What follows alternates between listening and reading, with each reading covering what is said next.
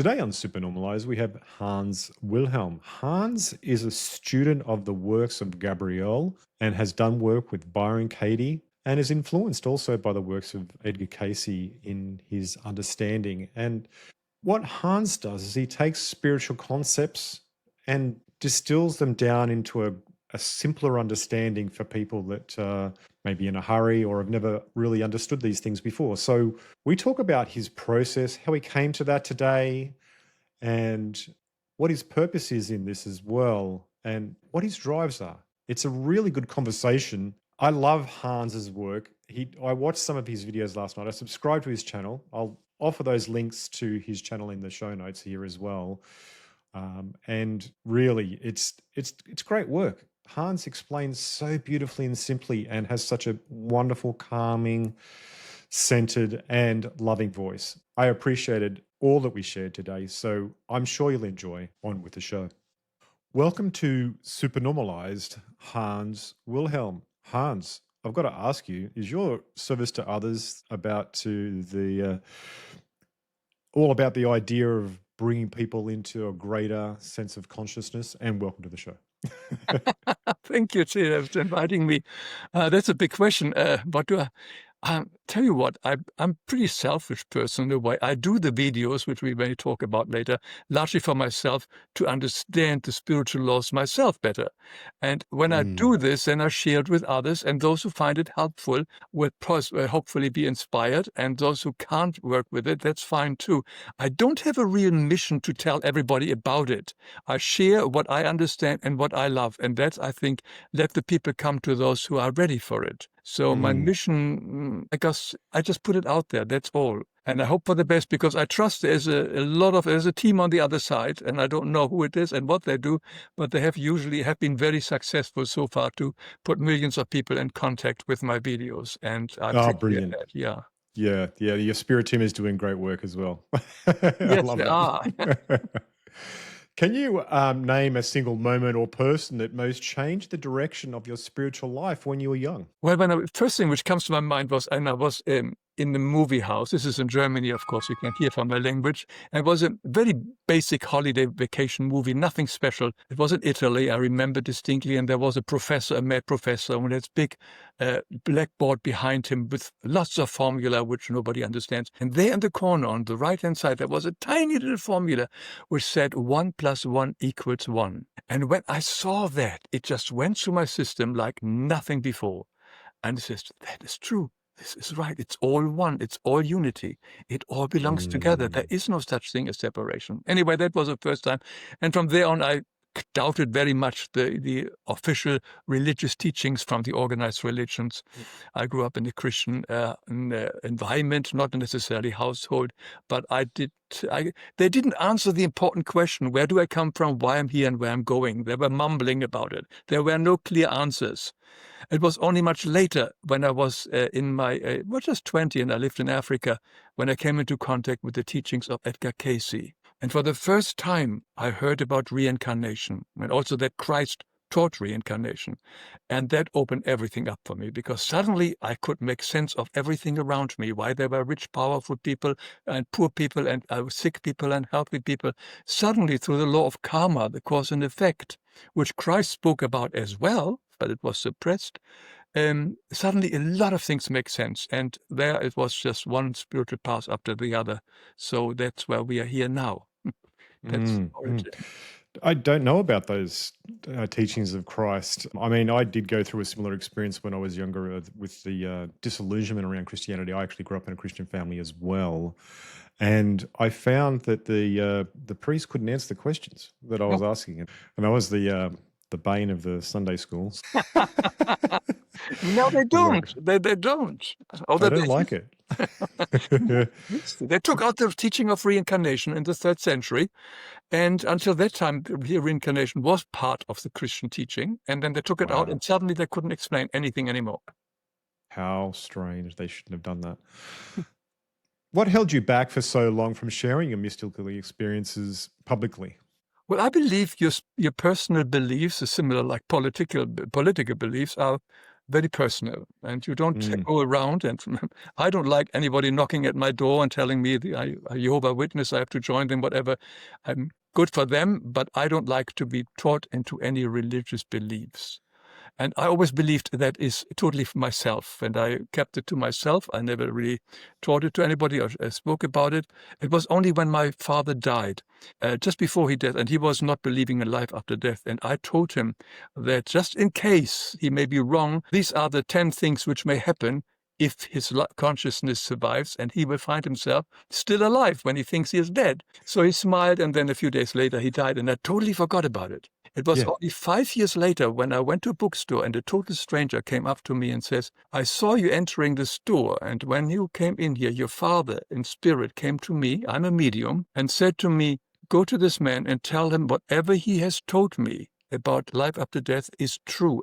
I'm deeply, deeply grateful to him for telling me this. And then he said, I'm now working on the receiving side of souls which have died, and I see the utter confusion. Souls are not even aware that they are dead. And they are solely confused. They don't know what to expect, and it's very difficult. Would I please write books about it and share what I know with others so that others are more prepared? And I gave it some thoughts and decided instead of books to make YouTubes and make very short YouTubes. I am by profession an illustrator and a writer of children's books. I've got many, many children's books. So I do a little bit of illustrations and explaining it. So in my very short videos, which are only 5 to 10 minutes long, I show things, for instance, like the law of karma, where I draw it. Somebody hitting someone there, and then this goes stored in their body, in their soul, in the Akashic records, in the planets, from where it eventually returns as karma to the sender. When you see that visually in those videos, all these spiritual laws make total sense to me and to a lot of other people as well. And I keep in mind Albert Einstein's quote. He says, if you can't explain it to a 6-year-old, you probably haven't understood it yourself. So I must be able to understand it for myself very clearly. And I do this with the drawings. And that's why I said earlier, I share this, what I find out, with other people. And if they like it, that's great. And if not, it's also great. That's fantastic. I love that story. The fact that your father crossed over a disbeliever, and then because he's gone back into his greater consciousness and understanding, suddenly realizes on the other side that everything you said was right. You know, Yeah. and then came to tell you that through a medium. That is totally cool. Yeah. And I think that's what happens to a lot of souls that are on this side, that you know, that people may be deaf to your understanding, but they're not. It's not that they can't fully accept it. It's just that they're not that resonance yet. Well, they were never exposed to it. I mean, if you're never exposed to the idea of reincarnation and stuff like this, we grew up in a very limited kind of environment, most people, very limited. Yeah. My father was very similar in that way, and he, like, I tried to expose him to Zen and understanding of consciousness and how things work, and because of my own experiences as well. And again, you know, I've got to say, this is really odd that you said that, because I had a similar experience with a medium too. When I went and saw this medium, I didn't know what the purpose of seeing the medium was. My friend said, go see, you're going to have an experience you want to explain. And I said, okay. And I sat down with this medium, and she said, there's a guy here and he wants to talk to you. And then she just went into his character and said, you know what, son, all those things you were trying to tell me, they were right. I was like, what? And I started crying, and he said, no, he said, oh my you were right. God. I'm so glad that you said those things to me, because once I got on the other side, it all made sense. And I'm like, oh, so. It's funny, the same story. I know, but it's the thing that when you said that, I was like, what? This is exactly what happened to me. Yeah, And yes, I love this. I love this. So for me, that's more confirmation of that understanding, and the spirit ascension. You know what I mean? When you get the other side, you know, we may have this limited view that we have of life when we're here, but that's just because of the story we've been told to live this time. You know, if this is the travel, this is the experience we're meant to have, that's totally fine. It doesn't matter. But when you get back on the other side, it's like all of the blinkers are taken off. You're like, oh, okay, so that was just a small part of what I am. Yeah, but again, I think they're not for everybody. A lot of people go over as stupid and narrow on the other side, and they don't wake up for a long time on the other side. Oh, okay. That's the problem is that people are so stuck in their beliefs that they are not able to Right. see the unblinding, and that's why they're attracted to souls of similar limited beliefs and live Mm. on there for a long time. So not automatically by dying we get a wider vision. Your father was, but because he Yeah. was indirectly prepared by you.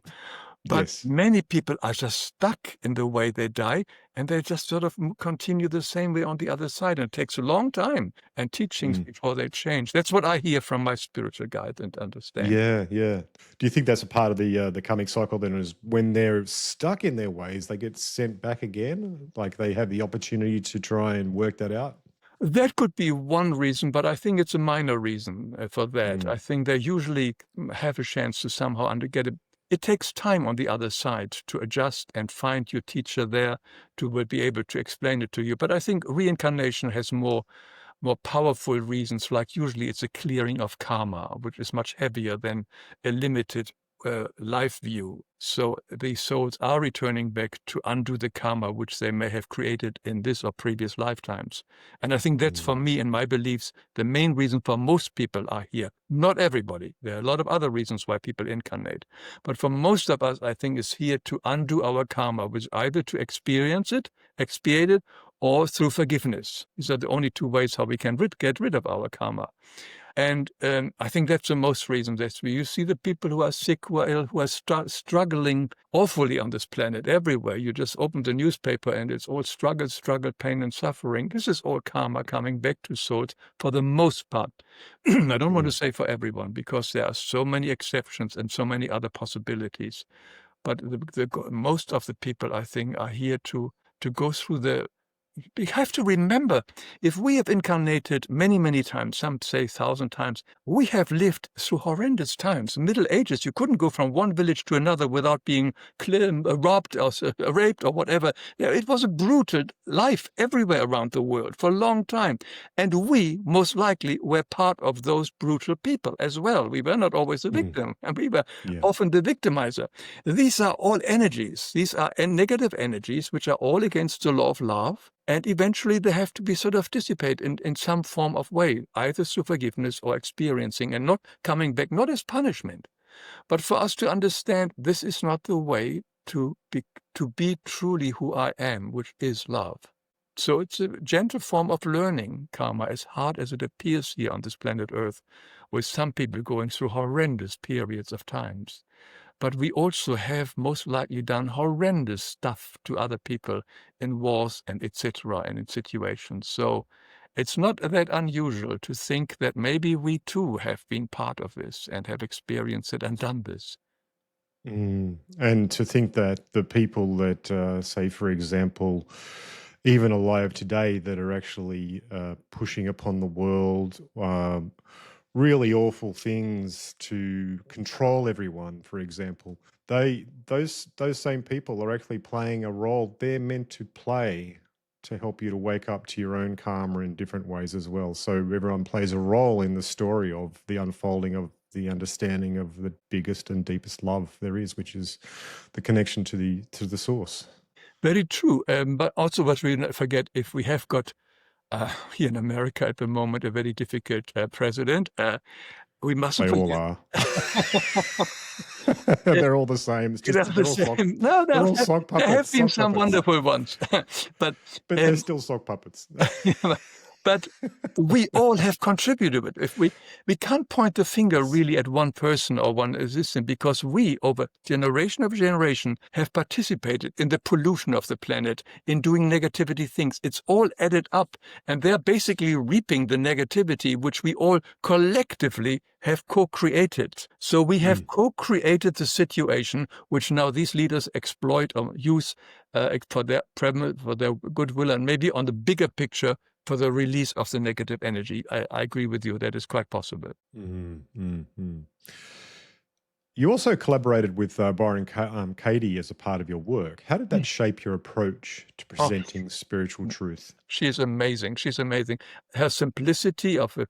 She doesn't speak much about Zen and so on, and although she has written several books about this one, but her way of solving confusion, problems, with a few questions only, are so powerful. And if you watch her videos, it's just only 4 questions to ask ourselves, and we can suddenly find out that all what we have believed all the time was not true. And because all the suffering we have is because we have fallen, we have chosen a belief system which is not ours. And we fall into it, and we think we have to feel that way, but it's not true. Everything is just our own choice. And when we understand that there are alternatives, and we can look at a situation totally different, maybe opposite even, and we see that this negative situation may be something positive, as you mentioned earlier, like the leaders are maybe here to release the whole world into a higher vibration, then our whole inner emotional turmoil changes. And I've seen wonders of what she did with these simple questions on the YouTube. And she's a wonderful, wonderful, wonderful person. And totally also what impressed me, so I've been in the workshops and so on and so on afterwards and so on. And she works all on her own, and these for days after days, from morning till evening. And then we had lunch together and so on. As calm, as quiet. I mean, I would be pooped after 1 hour. I mean, I would be exhausted. I'd be again, because I come from my ego more. She doesn't come from her ego. When you don't come from your ego, you are not exhausted. And she showed me that. And that's what I find the most impressive thing, that she really comes from a very different level than I would come, and many other people. Yeah, that egoless space definitely has a big charisma to it too. So you feel very warmly invited to engage with her and her energy. I went to one of her workshops in Byron Bay a long while ago now, and it was amazing. It was just one day, and everyone was touched just by her words, so simply, as you said. And yeah, very, very, very good day. Oh, then you know Now, what you're talking about. Yeah. And so you had the experience of, yeah. oh yeah, it was shockingly simple. That's the thing that got That's me. the thing. And Yeah. this is also the teachings which I have here, and Gabriele, through whom all this material comes from. She always says, God is ingenious simplicity. Only the churches and all the institutions make it complicated, but this direct way is very simple. Stick with it. And you've come from the Zen, which I think is also a very simple, straightforward path. So, yeah, it is a simplicity which brings us back to the source. So, when you work with your images, you actually convert abstract spiritual lore into a single image or short scene. Is there any steps that you take to keep that faithful and simple? No, it comes in when I read the text. It visually appears, because I illustrate books, and when I read a text, I see how I would illustrate it. And the same is with the story. But sometimes I have to read the text also a few times, even in its simplicity, to really see how can I illustrate this one, how to make it very simple. No, I usually have these images in my head, and not everything works out. I have to redo them and maybe approach the thing from a different angle. But eventually, it is something, it gives me great relief when I suddenly draw these things, and how simple it all works. It's so simple. Why has nobody taught me this when I was a kid? Because it is all so simple. Yeah, yeah, yeah. Like you said, it seems like there is a bit of a desire to make things more complex, and I think that comes from that reasoning mind, or the ego, like you say, the ego mind, to give itself some self-importance, right? And So, control. I mean, the churches and control. do That's these it. things to control the masses. That's why you don't give all Yeah. the secrets away. You just you come to me, and I will save you, and I will make sure you get to God. But I don't tell you how to get there. You have to come through me, through my organization. So I think it's a lot of that one. It's control of people. Yeah, totally, totally. Is there anything that you use to help you to decide what to leave out when a truth is way too big for a video that's only 3 to 5 minutes? Well, yes, I do editing. Yes, of course. Yeah, of course. I've Yeah. got much Okay. longer text, and then I cut out things which are not necessary. It's yeah. I definitely, the editing of taking things out, I do. Because a lot of it is also repetitive. It's just, as I said, the basic truth is simple. But I say that in different stories. So karma is related to reincarnation. It all is related, and there is sort of crossover in many ways. But yes, I do edit the things, and to try to keep it short. It doesn't work always. Some videos are 12 minutes longer, 12 minutes long, and so on. But that's what it is. If the person is interested, they will stay. If not, also good. Oh, well, but looking at your videos and how many people are watching them, they're definitely staying. So all power to you, I think. Do you have any visual metaphors that you found that you created surprised you by resonating strongly with viewers? Well, don't know any metaphor comes to my mind here. I think the one visuals. Well, yes, there are some others. I mean, I use it in my video. I use, for instance, the Christ light, which is in us. Being totally aware of it, becoming aware like the God light, and then using that image in my meditation has been extremely helpful. So I'm basically envelop myself in the Christ light, which is in me. The whole kingdom of God is not out there. It's everything is in us. So we have to learn to go within, to connect with divinity. And there I use that Christ light, that flame of Christ, and that does help me to keep out all the negative energies and to be more focused. And in this white light, I also find the purification, the cleansing of my body as well as my soul.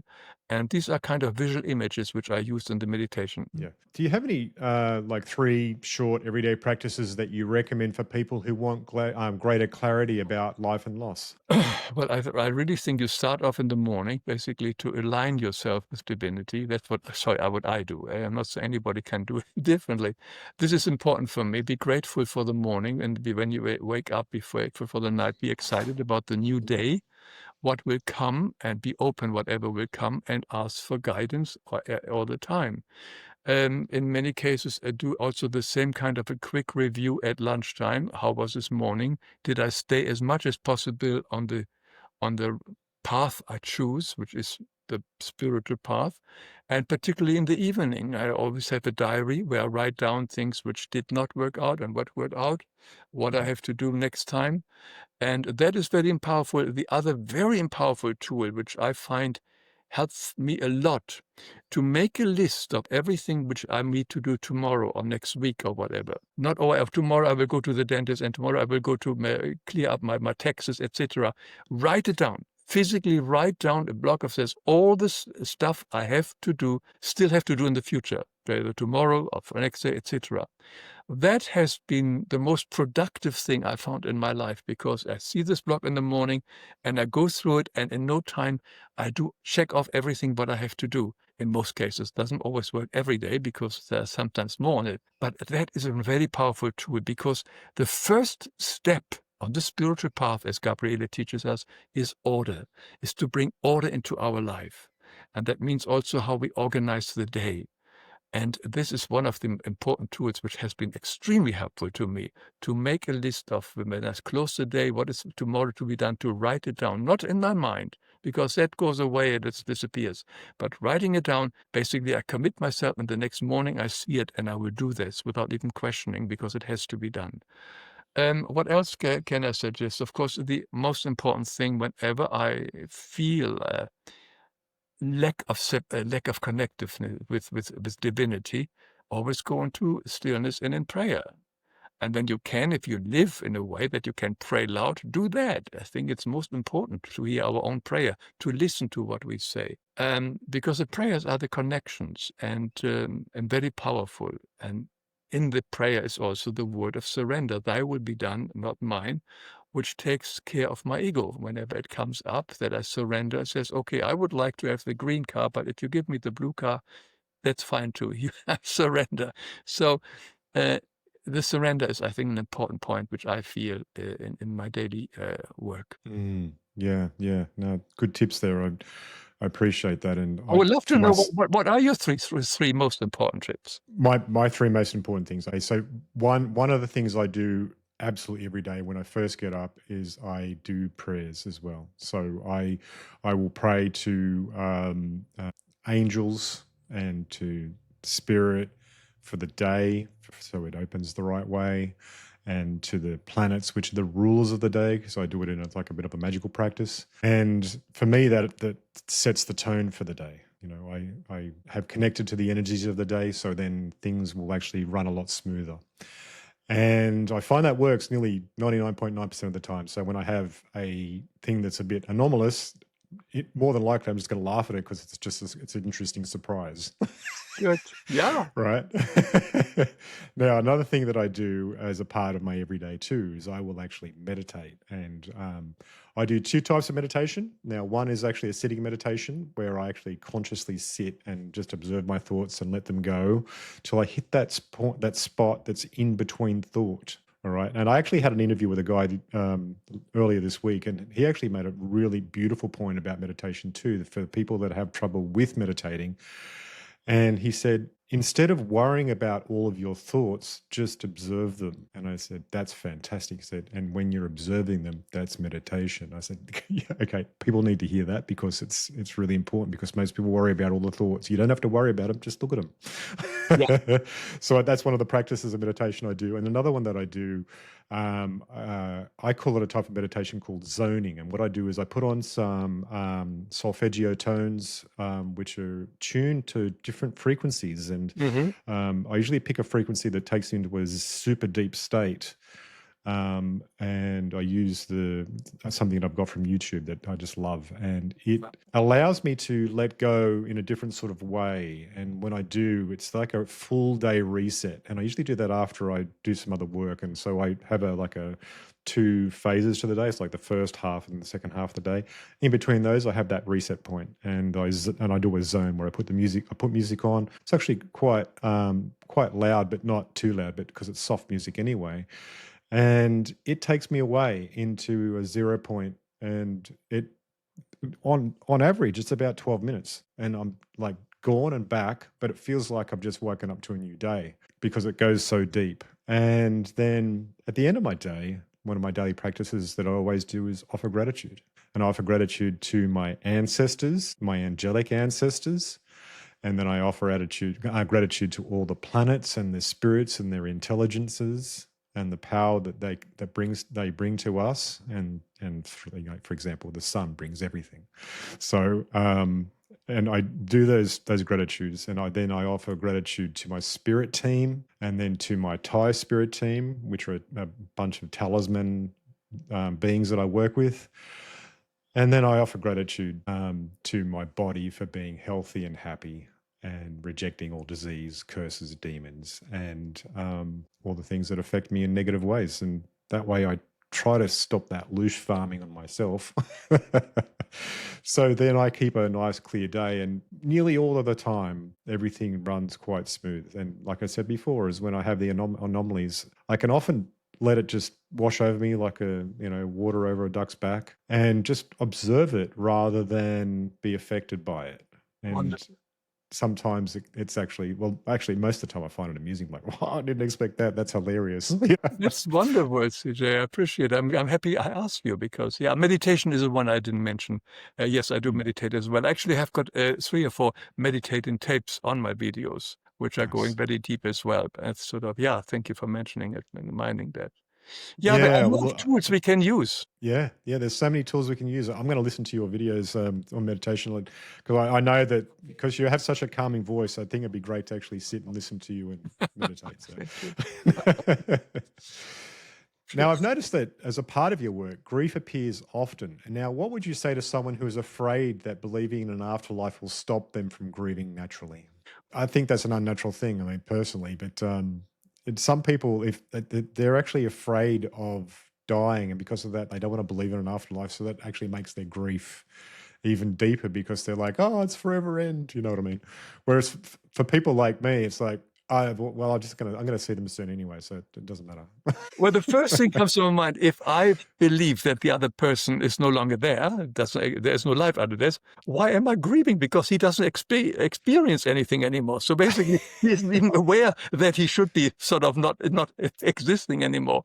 But no, I think grief is, of course, a very natural reaction when somebody dies, and very quickly something new happens, particularly when it happens suddenly, because we have to adjust it. But all grief is only about ourselves. It's only about ourselves to adjust it. It's selfishness, because we don't know what happens to the other person. He or she is on the other side and is taken care of by spiritual guides who will take care of them.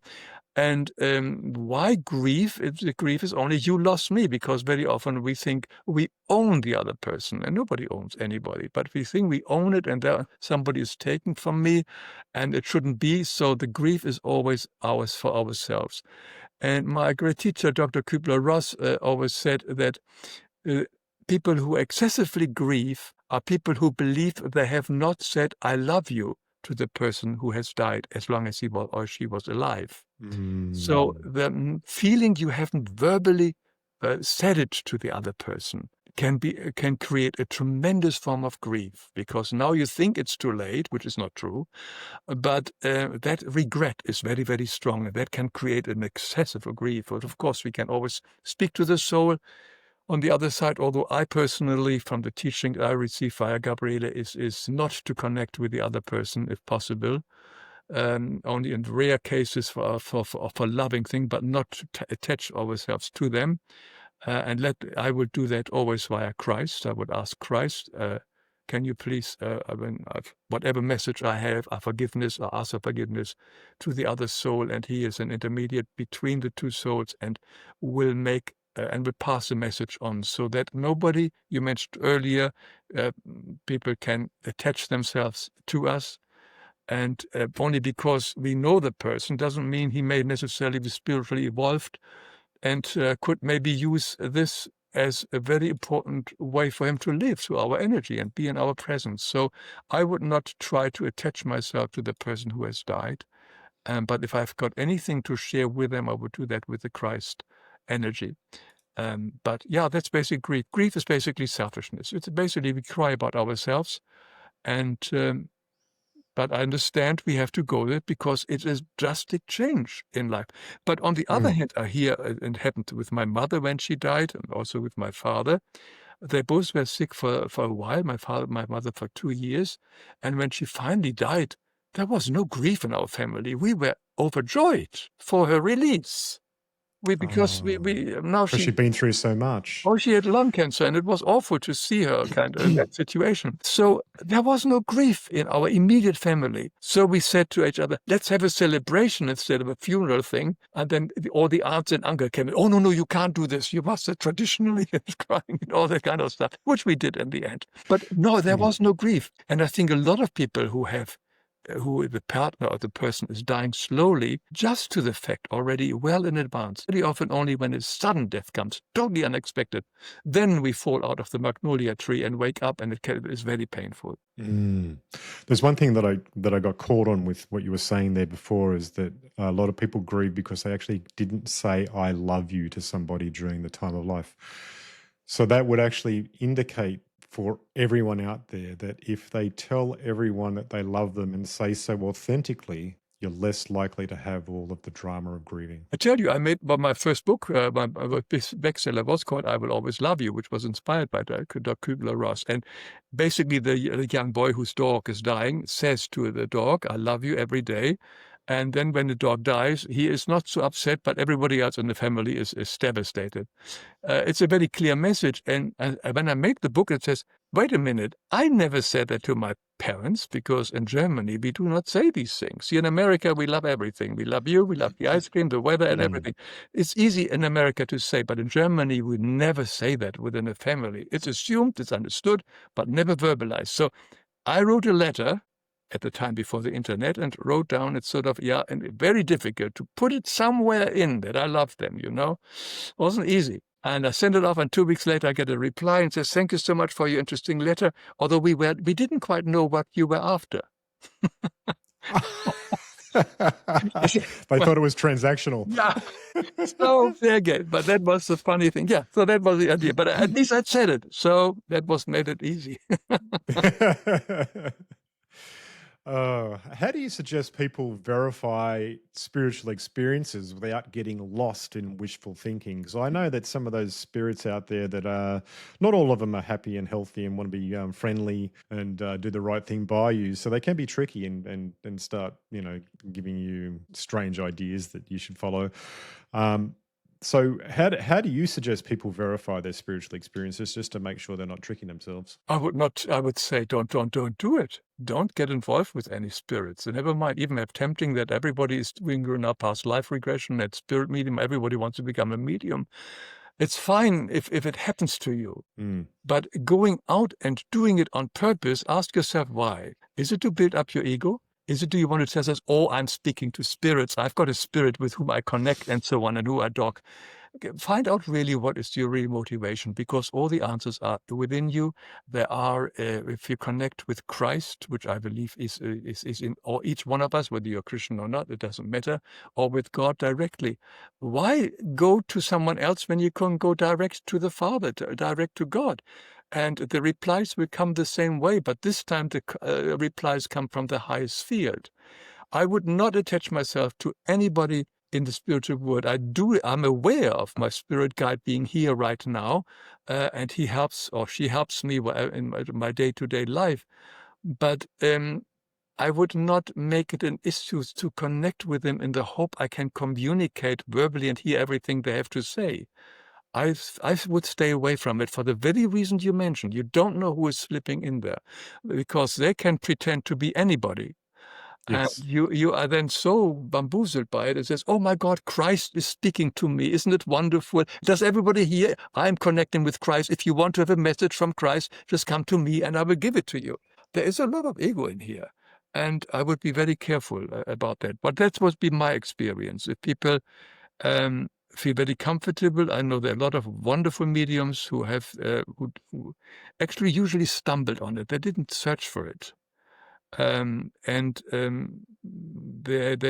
a lot of classes where people can learn it, but the people or the mediums I have come across did not went out and says, I want to become a medium. They won't. And as you have said earlier, you met a medium.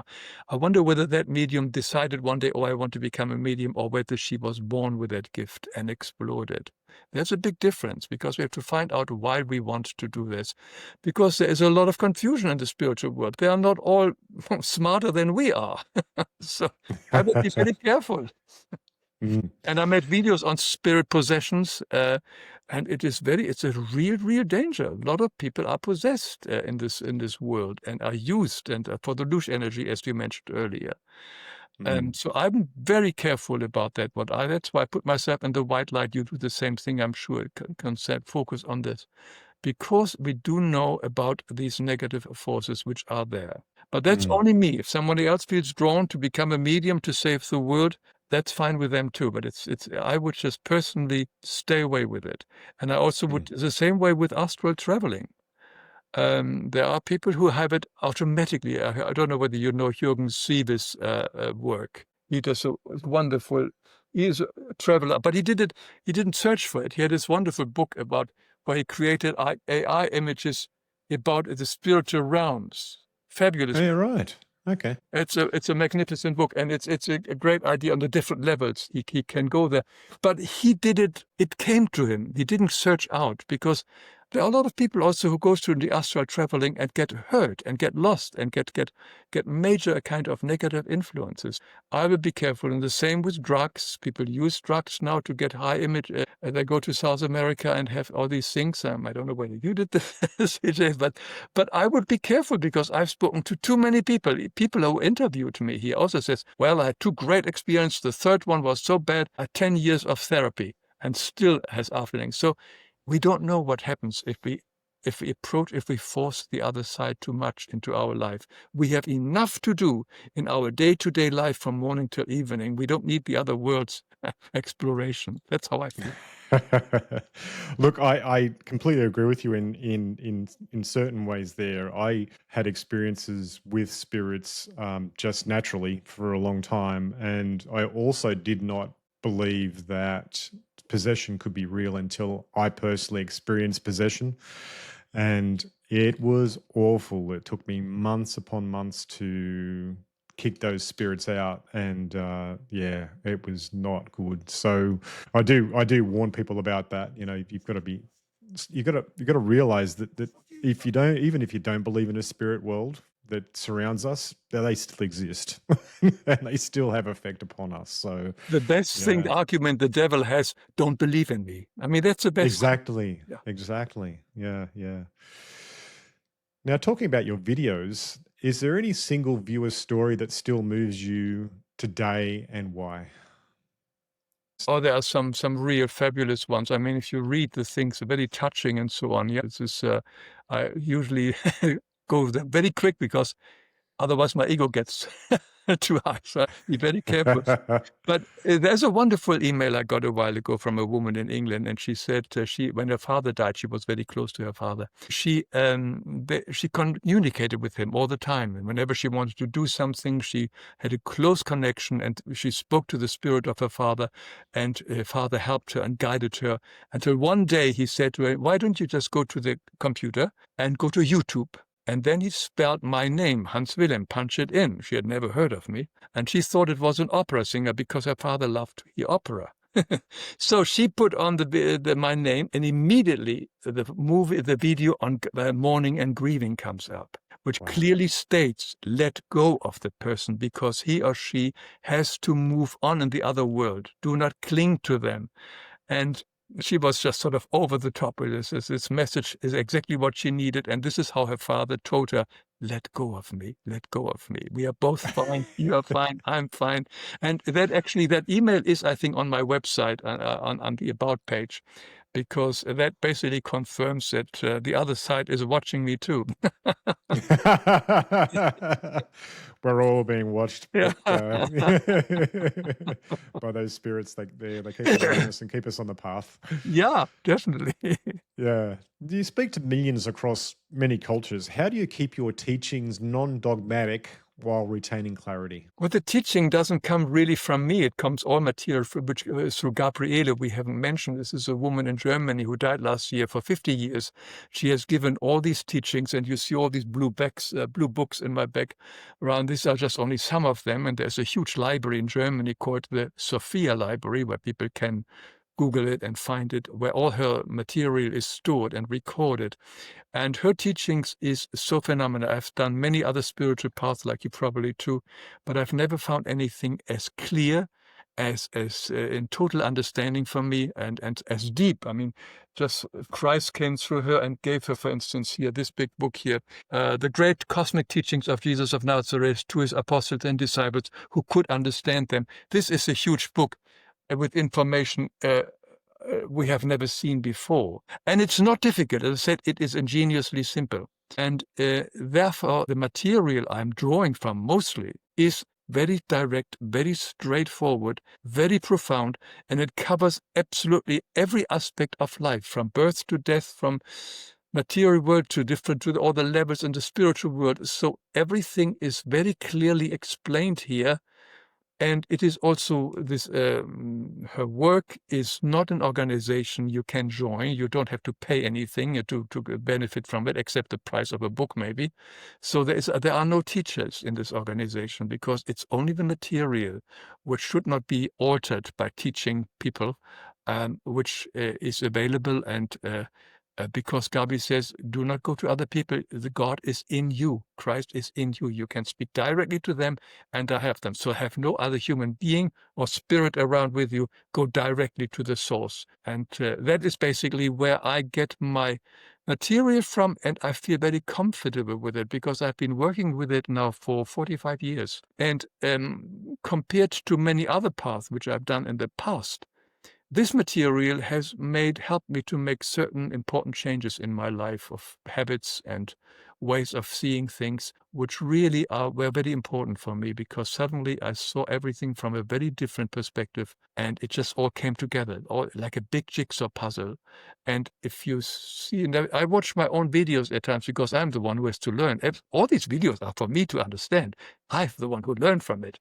So sometimes I watch myself, even if I did them 10 years ago, I says, see, I wouldn't change a word. And so that Yeah. means that the basis there is still there. I've got Mm. only, in all these 170 videos, I've taken only 2 videos off, because there was some sentence in it which I didn't express right. And to avoid confusion, I took them off. But otherwise, I still stand to what I did 15 years, of 12 years, 10 years, 8 years ago. because the material is timeless. Makes complete sense. Yeah, yeah, yeah. Okay, so she influenced your writings and your videos a lot. Is that one of the only points that actually can changed your mind dramatically, or did you have other influences as well besides her and Byron Katie? Byron Katie is well, this is more for my own spiritual human development. Of course, Mm. I had, as a writer of children books and so on, I had a whole world of other writers and so on, which with whom I worked and who inspired me in my work. But I'm coming always back. Most of the books are basically on the very high ethical and moral kind of basis. And yeah, Byron Katie, of course, I took great stuff from Edgar Cayce, Rudolf Steiner. I took even The Course in Miracles was very helpful in many ways. It didn't make any changes in my life, but it helped me to understand certain things. Even the Cosmic Conversation with God had some truth in it. But they're all part of it. But the best teacher for me is always life. What do I experience right today? I've got a situation, a difficulty with my neighbor, and it really upsets me, etc. And working on this issue, on this belief which I have, that makes the change. And it helps to have all these other information in my background, in my brain. But it's the day-to-day life, the day-to-day challenges, to cope with them in a constructive way. That's the thing which brings me forward. Does it answer your question? Yeah, it does answer the question for sure. So, in a greater understanding of your videos and process, is there any common mistakes that well-intentioned spiritual videos make that you've observed, and how could they be avoided? But other people's studio videos? Or Yes, because you might have looked at other people's works and stuff and thought, well, okay, well, they're missing the point. So, is there anything that you see that's common? no, there are a lot of spiritual videos out there, and everybody has their own viewpoint. I would not say I would say it doesn't agree with my understanding, but whatever that person brings out in their video may be helpful for another person, and it's not up to me to judge that. So even if it's maybe contrary to what I believe, it's there for a reason. If somebody finds benefit from it, that's okay too. I wouldn't tell anybody they are wrong in my perspective. As it says, we all have a different, we all see the world differently. Every human being has a different view perspective. And there may be people who resonate more to their material than to my material. So I believe what I share is right for me. And that's all I stand up for. And if other people feel they respond to this, that's great. And if they don't like it, that's great too. I have zero interest to convince anybody or missionize anybody. That is the last thing I want to do, because I know if we ever do that, we bind ourselves to these people. And this can have karmic consequences. So I would never want to push somebody onto the spiritual belief that I have. I offer it. Mm. If you like it, it's great. If not, it's also great. The path is to freedom, and I have to let other people be free, whatever they choose, and say, I hope they let me be free in whatever I choose. Perfect. Is there anything that you still hope to say or show through your videos that you haven't done so yet? Well, every day I read when my material and then so on. I thought, oh, this would make a great video. There is plenty now. There's a plenty. Plenty. Work on now. I'm working on what happens to children when they die, because we here in America have got it's a horrible situation with all this school shooting and so on. So it's a continuous, the people, young children die, and of course the question, what happens to them? So that's my next video of explaining what happens to a child soul when it dies. And so Mm. there's always something. I mean, I haven't got enough time to make all the videos which I could make, but I don't run out of ideas. No, not yet. Mm. How would you like your body of work to be used by future generations?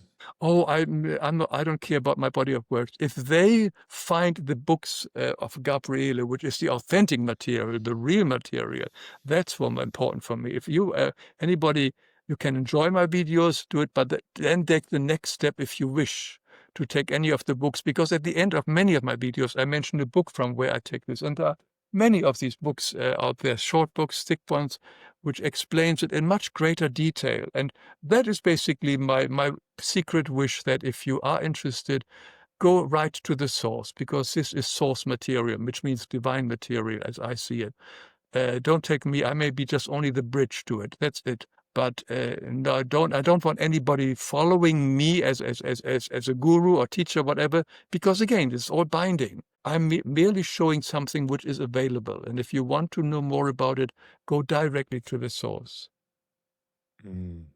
Have you ever been tempted by your ego to be seduced by celebrity because of your work? I have not had any. Well, my ego. I had my ego flattered many times when I was writing the children books. I traveled around the world. I give talks in colleges and schools everywhere. So yes, I did my showmanship, if you want to see. So personally, that was very ego flattering, but also very helpful, because I know I've done some good as well, sharing how to create stories and write to many children and students all over the world.